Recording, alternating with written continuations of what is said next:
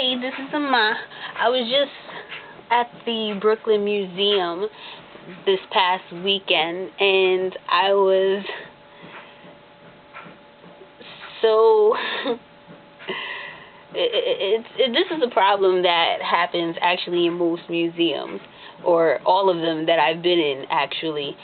This goes back to what I was saying with how when I was a child growing up and I was in public school, the timeline gets confusing because you start off at one time and then you go back and forth for different times and eras of what civilizations and their movements and their happenings. So back to the museum. I'm there in, I don't want to say this is African part, but I'm there and most of what's there is of Africa. Great. But the thing that's dumb about it is they start off with something that's in the 19th century or the 20th century, and then the next thing you see is from the 15th century, and then the next thing you see is from the 12th century. It's just so sporadic. And in addition to that, they have different places. It's not just, oh, this area is Nigeria, this area is Egypt, and the next area is Ghana. They have Nigeria, Ghana, Cameroon, and then back to Nigeria, and then maybe one group in Nigeria, and then another group from Cameroon. So most of what they have there I saw was Western or West Africa, and then maybe some East Africa, and a bit of Central, and a bit of South Africa. I applaud their effort because the Brooklyn Museum doesn't get too much credit.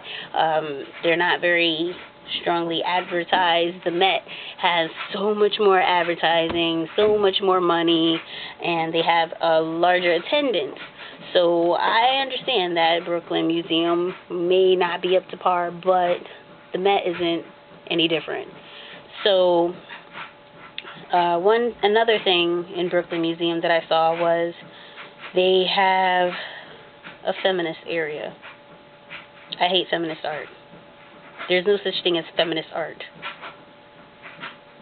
If you're a woman and you do art, that seems to be what feminist art is, other than vaginas. They're all vaginas. Different ways that you can draw vaginas or paint vaginas. And they have a really extensive timeline of different women, different activist women, that they applaud.